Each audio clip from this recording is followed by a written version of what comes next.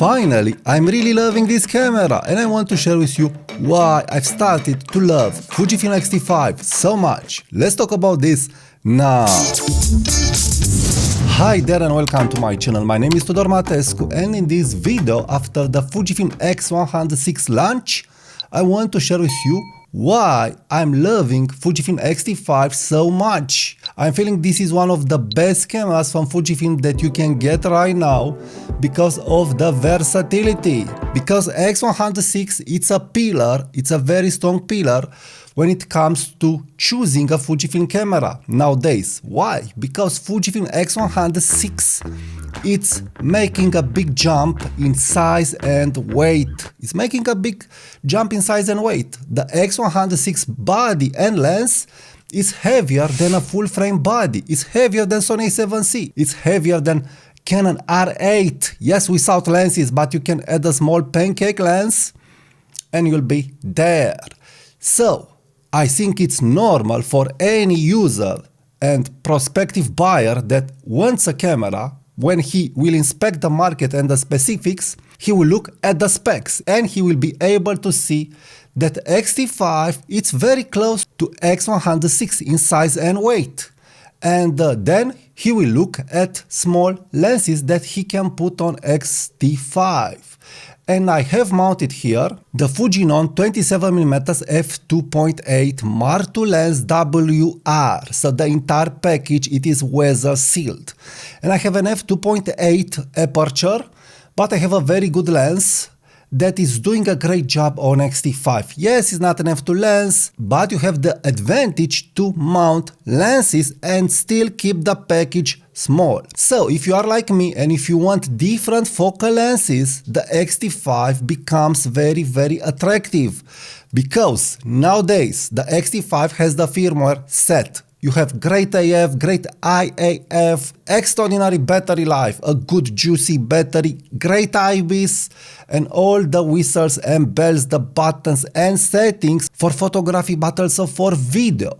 So this is a do-it-all portable compact package. Yes, this package is as compact as X100V and also as X100VI. And I know what I'm saying here because I had X100V for many years and I've made many comparisons between X100V and X-T5 with this pancake lens. It's very, very compact. The lens just protrudes a little compared to the grip. So a very compact camera on which you can mount lenses. This is Voigtlander 27mm f2 lens. f2 lens, Voigtlander lens, manual focusing lens. Now I've mounted the lens on X-T5. The package is great, it's totally great in hand. It's looking amazing and it's acting amazing. And more than that, the images are jaw-dropping.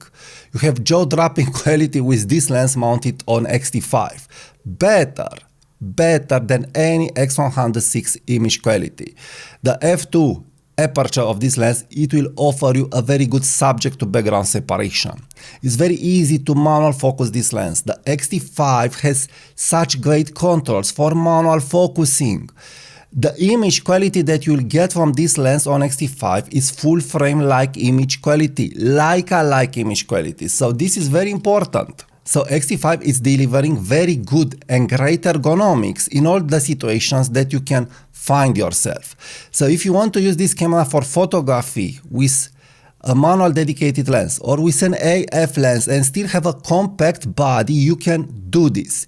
If you want to take video at great quality without problems regarding overheating, you can do this. The image quality, it's amazing in video. The video files are so great. You really need to have a good computer to work with those files. Next, you can put any small lens on X-T5 and it will totally deliver. Yes, some of the Fujifilm old lenses will not resolve the 40 megapixel sensor. I was bothered by this, but in time I've decided it's not a deal breaker. It's not a deal breaker. You at least have 24 megapixel resolving power of these lenses. You have this resolving power and it's enough. The JPEGs at full resolution are looking very good And you have the portability factor, great and powerful AF, a very long-lasting battery, no overheating problems.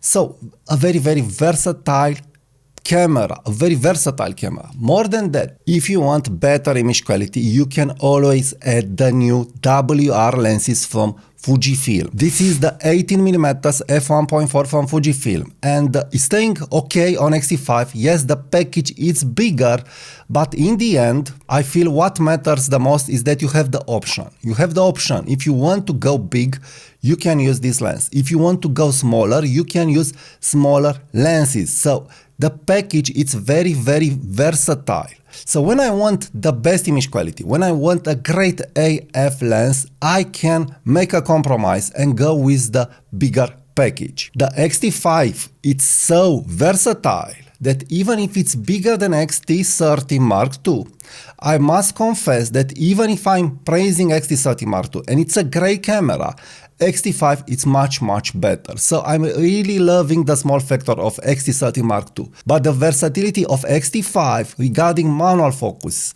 regarding AF, of course is better. This is sufficient, but this is better, is making me put my hand more and more on X-T5. So my only problem when first I bought X-T5 was the firmware, because it wasn't okay, and the bigger lenses.